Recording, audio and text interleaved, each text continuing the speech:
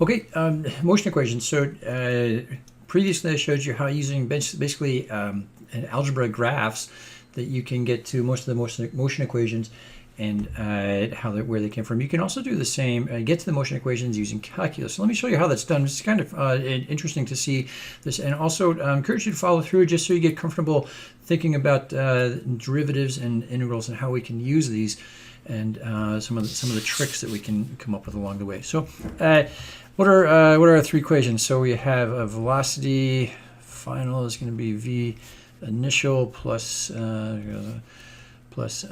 acceleration times time.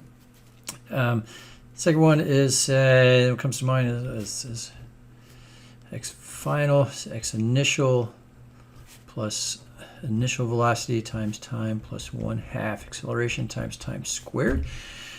And the third one is v final squared is equal to v initial squared plus 2 acceleration times change displacement.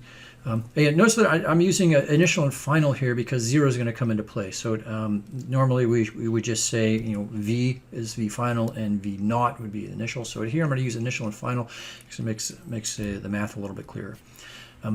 Okay, so let's look at the first one. So let's think about what is acceleration. So acceleration is the change of velocity over time. So I can think of this if I have velocity in time. It's also true that dv over dt is also another way of saying the change in velocity over the change in time. Right? So remember what the d tells us. So the d tells us this is really tiny, right? So I have a really tiny change in velocity over a really tiny change in time. So I'm just going to math this, right? So I'm going to separate. So I'm going to have acceleration times that small change in time. It's going to be equal to that small change in velocity. Right? So notice here a constant acceleration. So limitation of this approach. But what I've done. So what have I done? I've separated the things that are changing. Right. So I have a small time here and a small velocity on the other side. And now I can integrate across both sides, and they must be equal, right? So if this is equal, then the integrand of both of these two sides must be equal as well. So I can integrate across these. And I'm going to do a definite integral, so I'm going to go from some time point and some velocity to another. So the key, though, right, I have two different variables, but I need to be starting and ending at the same point, right? So I'm going to use time from 0 time to final time, which I'm just going to call t. And at 0 time, my velocity is going to be my initial velocity, and at final time, my final velocity is going to be velocity, right? So notice that what I'm integrating across my definite integral has to match the variable that is being interrogated. Okay, so I'm going to integrate across this. A is a constant; it comes out, so the integral of dt is just going to be t. So I'm going to have a times t, and I'm going to evaluate this from 0 to my time point. Oh man, I wonder how long it's been out of focus. Right, so I'm going to integrate both sides from the 0 point of time, which is also the corresponding initial velocity point, and I'm going to go to the final point of time, which is the final velocity. When I integrate, the a comes out, and my dt, the integral of dt is t. And now I'm going to do the same for this. This is essentially like having 1 here. Right? So the integral of dv is going to be v, which I'm going to evaluate from initial velocity to final velocity. Remember how I do these, right? So I'm going to say, well, this is going to be acceleration of my final minus my acceleration of my initial, which is 0. And this is going to be my v final minus my v initial. So this goes away, and I can rearrange this to get my v final. It's going to be equal to v initial plus acceleration times time, right? So this is my first equation. Second equation. Let's see. So let me go over inside, I guess. Second equation. So I'm going to remember this, right? So this. I'm going to use. I guess I'm going to start with this. So start with this. Remember v final. So velocity, we can write this as the change in displacement over the change in time. And remember, this is really tiny displacement, really tiny time, but it's the same idea, right? So change in displacement over time, that's our definition of velocity. So I'm going to rewrite v final as dx of dt. And this is going to be equal to the same thing, v initial plus acceleration times time. And I'm going to do the same thing, right? So I've got two things that are changing at once. I can't integrate across those both at one time without headaches. So I'm going to shift the dt to the other side, and then I'm going to integrate both sides, and like magic, it's going to work out. So watch this. So I'm going to take my dx, leave it alone, and I'm going to have my v initial plus acceleration times time, and I'm going to have dt here. So now I have my two integrands separate. Two derivatives separate on both sides. So now I can integrate across both sides, right? So if these two are equal, then the integrands must be equal as well. So I'm going to integrate, and this is a definite integral, so I'm going to go from initial, which I'm going to say is x naught, to final, which is x final. And here I'm going across time, so I can go from time equals 0 to time equals t. Again, the integral of dx is going to be x, so I'm going to have x. So I'm going to evaluate that from x naught to x final. Here, so it's like derivatives, right? So I'm going to have dt times vi.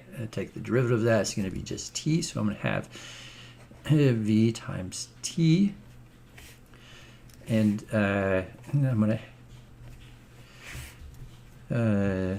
to have, what am I have? So acceleration, and I take the integral of t, I'm going to get t squared over 2. Right, now convince yourself that if I take the derivative of this, I end up with that. Right, so if I take the derivative of t squared over 2, I should end up with t. Does that make sense? So convince yourself that that's right. And this I'm going to evaluate from 0 to t. So formally, what am I doing, right? So I'm going to plug this in. I'm going to have my x final minus my x initial. And here I'm going to plug in t. So I'm going to have my initial velocity times time plus this. Well, I'm just going to rewrite this as the same as 1/2 a t squared. Right? So that's with t, and I'm going to subtract from this when I plug in 0. But when I plug in 0, what do I get? Like 0 and 0, so I get 0. Right? And I can rearrange this to say, well, my x final is going to be my x initial plus v. Oops, I should say x initial, v initial times time plus 1/2 a t squared, which should look familiar to you, hopefully, by this point. Again, all we did, and we'll come across this a bunch. So all I did was I substituted velocity for dx dt, separated the dx and the dt, and then integrated it across both sides. Okay, the last one's a little bit tricky. So this is where I'm going to start. I think I can fit it in here. Yep. So I'm going to say acceleration is going to be equal to the change in velocity over change in time. Okay. So you wouldn't think of this on your own, but I can say, well, dv over dx times dx over dt is going to be the same thing. Right? So notice what I've done. So these cancel essentially. So I mean, you wouldn't think to do this all by yourself, but it allows me to get to a proof, right? So so note what I've done. So I still have my acceleration as dv over dt. I've just added dx in there in a curious way. So let's see. So now I'm going to go through the same process. So what is dx over dt? Well, that's velocity. So I'm going to say acceleration is dv over dx times velocity. And now I'm going to do the same thing that we did before. So I'm going to separate these and then integrate across them, and I'll end up with an equation that makes sense. So I'm going to have acceleration times dx is going to be equal to velocity times dv. And if that's true, then if I integrate across both of these, that also must be true. So notice I'm integrating across x, so I'm going to go from x initial to x final. And I'm integrating across the velocity, so I'm going to go from v initial to v final. Okay. We're going to integrate this, so A is a constant, comes out. I'm integrating dx, which is x. So I have A times x, which I'm going to evaluate from the initial to the final. Here, v dv, so I'm going to end up, right, I want to add 1 to the exponent and then divide by that. So I'm going to have v squared over 2, which I'm going to evaluate from v initial to v final. Right? So again, convince yourself that makes sense. I should be able to take the derivative of this and end up with that. Okay, so I'm going to plug this in. I'm going to end up with a times x final minus x initial. And this is going to be equal to v final squared over 2 minus v initial squared over 2. I'm going to rearrange this. I'm going to call this delta x. I'm going to multiply everything on both sides by 2 to clean it up. So I'm going to have 2a delta x. It's going to equal to v final squared minus v initial squared. And now I can just rearrange to get the final equation.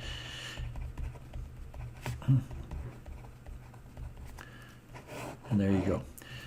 So calculus. So hopefully a couple of reminders about how to use calculus to get a little more comfortable with it, and we can get back to the same equations that we got to graphically. Yes, now we're getting. So notice though this kind of assumed as constant acceleration, so there are some limitations to this approach. But anyway, I hope that's helpful. I'll talk to you soon. Bye.